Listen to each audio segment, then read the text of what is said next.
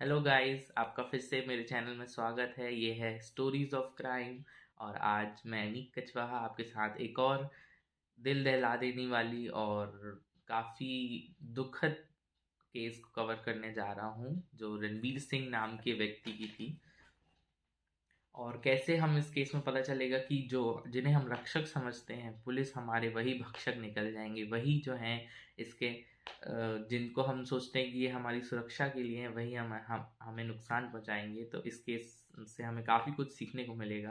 तो चलिए चालू करते हैं रणवीर सिंह की केस। ये बात है 3 जुलाई 2009 की। तब उस टाइम पे जो हमारी प्रेसिडेंट थी वो प्रतिभा पाटिल थी, एंड वो दौरे पे जा रही थी उत्तराखंड। उत्तराखंड आप सभी जानते हैं, बहुत खूबसूरत सी जगह है। और वहाँ का जो कैपिटल है देहरादून, वो तो और भी सुंदर है। और वहीं की एक मशहूर जगह है मसूरी। जो हमारी पाटिल जी हैं वो उत्तराखंड देहरादून में लैंड करती हैं एयरपोर्ट में, और वहाँ से 60 किलोमीटर का जो दूरी है मसूरी के लिए, और वो मसूरी के लिए वहाँ से बाय कार निकल जाती। अब ऑब्वियसली बात है, देश की प्रेसिडेंट जा रही हैं, इतनी बड़ी हस्ती जा रही हैं, तो प्रॉपर सिक्योरिटी थी और हर जगह पुलिस अलर्ट थी। पुलिस तैनात थी और बहुत सारी कारें प्रोटेक्शन के लिए जा रही थी साथ में। तभी हर जगह बैरिकेड्स वगैरह लगा के रोड्स को ब्लॉक कर दिया गया था। वहीं पर एक जेडी भट्ट नाम के पुलिस ऑफिसर थे जो ड्यूटी पे थे, एंड उन्होंने भी बैरिकेड लगा के रखा था। तब वो अपने वॉकी टॉकी से, जो उनका वायरलेस होता है, उससे उन्होंने न्यूज़ दी कि यहाँ पर मुझे दो बाइक में लड़के हैं जो कि संदिग्ध लग रहे हैं। संदिग्ध मतलब जो शक जिनके ऊपर हम शक कर सकते हैं। थोड़े अजीब लग रहे थे उनको वो लोग। और जैसे ही वो उनके पास गए तो उन्होंने बताया कि वो एक और उनका दोस्त आ गया, और उन तीनों ने साथ में, जो हमारे पुलिस वाले हैं, उनके साथ थोड़ी सी झड़प हो गई और वो दोनों भाग गए। और उन्होंने उसके पास एक देसी कट्टा भी देखा है। तो दो तो भाग गए दूसरी तरफ, और एक जो था वो बाइक लेके जंगल की तरफ निकला है। जो कट्टा है वो भी उसके पास है, और साथ ही साथ झड़प के टाइम पे जो रिवॉल्वर है, उसने जो हमारे ऑफिसर की रिवॉल्वर भी छीन ली है, और वो जंगल की तरफ बढ़ रहा है जहाँ प्रतिभा पाटिल जी जहाँ से क्रॉस करने वाली थी। तो ऑब्वियस सी बात है, ये सिक्योरिटी की बात थी। सारे पुलिस वाले अलर्ट हो गए, ढूंढने के उसको फॉलो किया गया, और बाद में अनाउंस किया गया कि उसका एनकाउंटर हो गया है। ये हमारी एनकाउंटर कर दिया गया है, पुलिस ने उसको एनकाउंटर कर दिया और ये प्रूफ किया, अपनी ब्रेवरी दिखाई, अपनी ताकत दिखाई कि हमने एक अनहोनी होने से बचा लिया और उसको पकड़ के धराशायी किया। एंड यही नेक्स्ट डे, जो हमारा 4 जुलाई है, ये हर न्यूज़पेपर की हेडलाइन बन गई थी, क्योंकि ऑब्वियसली इतनी बड़ी बात है कि हमारी प्रेसिडेंट जा रही थी और उनके ऊपर कोई अटैक करने वाला था। एंड उसको हमारी जो ब्रेव पुलिस है, हमारी जो शानदार पुलिस है, उसने धराशायी किया, और यही हेडलाइन बनी। अब यही हेडलाइन पढ़ते हैं हमारे रविंद्र सिंह जी, जो कि अपने घर में यूजुअली रोज़ न्यूज़पेपर पढ़ते हैं। तो उनने खोला, अब ये एक स्टेट न्यूज़ से और पूरे नेशन वाइड न्यूज़ बन गई थी और हर न्यूज़पेपर में छपी गई थी।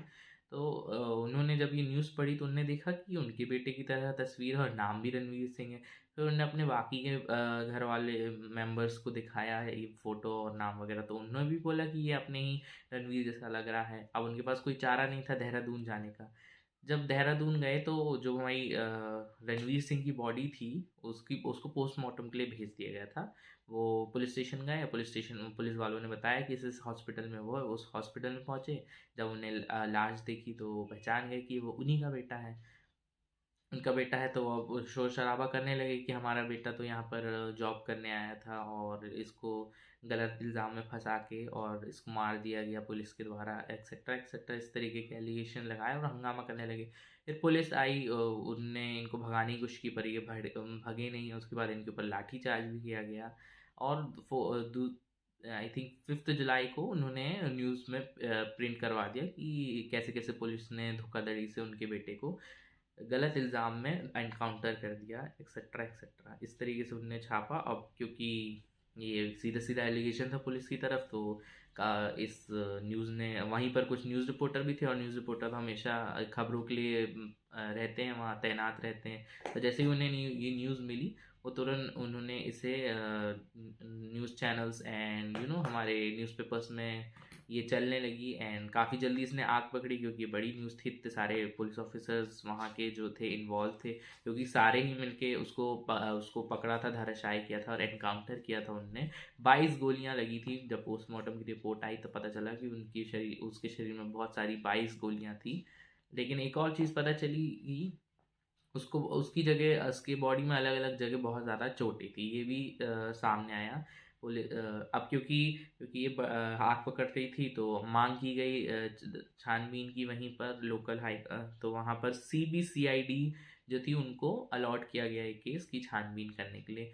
काफ़ी देर तक छानबीन हुई और ये पता चला कि उसके, जैसे कि हमने बताया, पोस्टमार्टम रिपोर्ट में पता चला कि उसको चोटें वगैरह भी थी और कुछ गोलियां फंस गई थी बॉडी में और कुछ गोलियां आर पार हो गई थी बॉडी से। इस तरीके की रिपोर्ट्स आई। अब जो, क्योंकि ऑब्वियसली बात है, अब स्टेट का मामला है और स्टेट की पुलिस के ऊपर एलिगेशन लगा है, और क्योंकि ऑब्वियसली बात है जब लोकल ही चेक हो रहा है तो पुलिस को पूरी कोशिश करेगी अगर वो गिल्टी है तो बात को दबाने की। वो पुलिस ने पूरी कोशिश की। तो जो हमारे फादर थे रविंद्र जी, उन्होंने दरखास्त की सुप्रीम कोर्ट से कि ये हमारा जो केस है वो दिल्ली ट्रांसफ़र किया जाए, क्योंकि यहाँ पर मेरे बेटे को कभी भी जस्टिस नहीं मिलेगी। और उनकी बात मान ली गई और उस केस को शिफ्ट कर दिया गया दिल्ली दिल्ली कोर्ट पे। फिर क्योंकि जांच प्रॉपर आ नहीं रही थी तो इसको CBI को ट्रांसफ़र कर दिया गया। देन CBI ने छानबीन स्टार्ट की। तब उनने एविडेंसेस कलेक्ट करने लगे। ये पता चला उनको कि वो जो दो दोस्त थे उनमें से एक का नाम था राम गोपाल और एक का नाम था अशोक, और ये तीनों ही साथ में थे। और जब रविंद्र जी से भी पूछताछ की गई तो वो यही बताए थे उनके बेटे ने। तो वहाँ पर एक जॉब इंटरव्यू के लिए गए थे और जॉब इंटरव्यू के बाद वो वहीं ज्वाइनिंग भी करने वाले थे। और हमारा बेटा एक बहुत सीधा साधा लड़का है और उसने MBA किया है और वहीं उसी नौकरी को उससे गया था। वो इन सब चीज़ों में नहीं रहता है। ये सब पता लगने के बाद उनने जो कंपनी जहाँ वो रिज्यूम देने गया था, जहाँ इंटरव्यू था, उधर ही पता किया तो उन्होंने भी यही बताया कि वो आया था, वो लड़का, उसने बहुत अच्छे से इंटरव्यू दिया और उसका सिलेक्शन भी हो गया था। वो कल से ज्वाइन भी करने वाला था 4 जुलाई से। ये सब पता चला हमारी CBI को। उसके बाद ये भी इसके अलावा जो गोली वाली एविडेंसेस थे कि अगर वो भाग रहा था और तब आपने गोली चलाई तो इतनी कम गोलियां कैसे पेड़ों में लगी, और क्या हमारी रोड वगैरह में आर पार कैसे हो गई गोलियां, एक्सेट्रा एक्सेट्रा। काफ़ी सारी गोलियां मिस भी होनी चाहिए थी। ये भी एक बड़ा वाला क्वेश्चन था कि 22 की 22 गोलियां कैसे उसके अंदर घुस गई। ये सब ये सब चीज़ें पता चलती गई और उसके बाद ये भी पता चला कि वो कोटक महिंद्रा में पहले काम करता था, लेकिन अच्छी जॉब का ऑफ़र आया देहरादून से तो वहाँ चले गया। वहीं उसका एक दोस्त था राम कुमार, जैसा कि मैंने बताया, उसी के साथ वो वहाँ जाके रुका। और क्योंकि नौकरी में बाद में ऐसी छानबीन करके क्वेश्चन किया और दबाव डाला गया, तब कुछ पुलिस वालों ने माना। जो हमारे 7 मेन पुलिस गिरफ्त में ली गई और बाकी के 10 ने भी सरेंडर कर दिया। सॉरी, बाकी 11 ने भी सरेंडर कर दिया। टोटल 18 पुलिस वाले गिरफ्त में थे। बाद में जब इन पे दबाव डाला गया तब इनने पूरी स्टोरी बताई कि ये बैरिकेड, जैसे कि स्टार्टिंग में मैंने बताया था कि बैरिकेड लगा के हमारे JD भट्ट खड़े हुए थे यहाँ पर। ये अशोक और रवि जो थे, सॉरी, हमारे पॉइंटिंग रॉन्ग, राम कुमार और जो हमारे रणवीर सिंह थे, ये दोनों अपनी बाइक में खड़े हुए थे और इनको लेट हो रहा था तो इनने JD भट्ट से बोला कि आप हमें क्यों रोक के रखे हैं, हमसे क्या खतरा है प्रेसिडेंट को, और हमें जाने दीजिए, इस तरीके से। तो जो हमारे JD भट्ट थे उनने गुस्से में अपना डंडा बाइक में मारा, बाइक को नुकसान पहुंची तो गुस्सा आया इन लोगों को। उतने में अशोक भी आ गया और उसके बाद वो झड़प होने लगी कि आपने बाइक को मारा कैसे। बाइक को जब उसने आर्ग्यूमेंट की तो JD भट्ट ने फिर उसे जो हमारे अशोक, सॉरी, राम कुमार हैं, उसको मार दिया झापड़। अब ये देख गुस्सा आ गया रणवीर को भी, और रणवीर ने भी दिया सबके सामने पुलिस को एक झापड़ जड़ दिया। अभी बहुत बड़ी बात हो गई थी कि एक इंस्पेक्टर को झापड़ जड़ दिया और वो 3 हो गए थे तो इनके ऊपर हावी भी हो गए थे। फिर उनने हेल्प मांगी कंट्रोल रूम से और भी पुलिस आए और उनको पकड़ने की कोशिश की, तो जिसमें से जो हमारे राम कुमार और अशोक हैं वो एक तरफ भाग गए थे, और क्योंकि रणवीर बाइक में था और बाइक चला रहा था तो वो बाइक लगाने के चक्कर में फंस गया और उसको पकड़ लिया गया पुलिस वालों के द्वारा। इसके बाद उसको जैसा कि वहाँ के जो जहाँ ये रामकृपाल रहता था वहाँ भी पूछताछ की गई। वहाँ के भी पड़ोसियों ने बताया कि पुलिस वालों ने जो है हमारे रणवीर सिंह को वहाँ उस रूम तक लाया था और उस टाइम तो वो पूरी सही हालत में था, गिरफ्त में था, लेकिन वहाँ क्योंकि ताला लगा हुआ था तो वो पुलिस वाले उसको लेके वापस चले गए। तो ये भी एक बहुत बड़ा एविडेंस बन गया था कि वो ठीक हालत में था। और आप तो बता रहे थे कि वो भाग गया है और उसके बाद उसका पकड़ते पकड़ते इनकाउंटर किया गया है, लेकिन ऐसा कुछ भी नहीं हुआ था। तो ये भी फिर एक्सेप्ट किया कि वहाँ तक हम ले गए थे लेकिन हमें रामगोपाल नहीं मिला। इसके बाद इसको पुलिस थाने में बंद किया गया, 2 घंटे तक इसको वहीं बंद रखा गया और सब ने इसको बहुत ज़्यादा मारा पीटा, मतलब जो आता वही इसको मार के जाता। और उसके बाद फाइनली इसको जंगल में जाके और वहाँ पर गोलियाँ तान दी गई और जो बाइक है वो भी जंगल में ही फेंक दी गई। और ये पूरी स्टोरी हमें सामने आई, बाद में पता चली। तो इसके बाद जो ये पूरी स्टोरी पता करने के बाद रविंद्र, जो हमारे रविंद्र सिंह हैं जो उनके पिता थे, उनने मांग की इनकी और फैसला हुआ 2 साल बाद, एक 2011 में आई थिंक, या 2000, यस, दो इनको गिरफ्त किया गया। 2014 तक इनको उम्र सारे जो हमारे कैदी पुलिस वाले थे सबको उम्र कैद सुनाई की गई। लेकिन क्योंकि पुलिस वाले भी दरख्वास्त कर रहे थे सुप्रीम कोर्ट से कि इनकी सज़ा कम की जाए और रविंद्र भी चाहते थे कि ये लोग, और रविंद्र और उनकी परिवार भी ये चाहता था कि इनको फांसी की सज़ा हो, तो ये केस और आगे गया। और 2018 में जो हमारे मुख्य 7 ऑफिसर्स थे उनकी उम्र कैद बनी रही, बाकी के 10 को छोड़ दिया गया।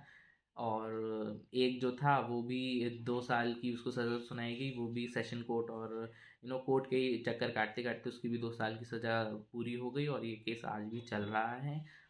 तो यही बहुत ही शॉकिंग लगता है ये सब सुन के कि पुलिस ही वाले हैं जो ये सब काम कर लेते हैं, मतलब अपने आप को एकदम योद्धा बताने के लिए, एकदम बहुत ज़्यादा कि हम अपनी ड्यूटी पूरी निष्ठा से कर रहे हैं ये दिखाने के लिए, ये बताने के लिए उनने किसी मासूम की जान ले ली सिर्फ एक छोटी सी झड़प पे।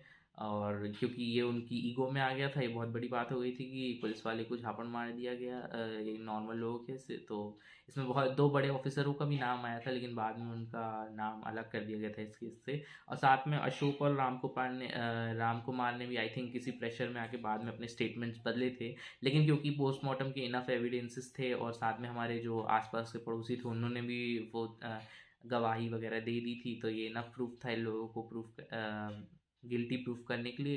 काफ़ी दुख होता है कि हम जिसको भरोसा करते हैं अपनी प्रोटेक्शन का, जो लॉ एंड ऑर्डर मेंटेन रखना चाहिए जिनको, वो ये सब काम कर रहे हैं। बहुत ही सैड फीलिंग है ये सुन के और बहुत दुख लगा कि वो बेचारा इतना मेहनती था, कोटक महिंद्रा में काम करता था, बड़ी जॉब के लिए, अच्छी पेमेंट के लिए वो दूसरी सिटी गया और एक छोटी सी झड़कने और उसका पूरी लाइफ चले गई और कितना बड़ा लॉस था उसकी फैमिली वालों के लिए।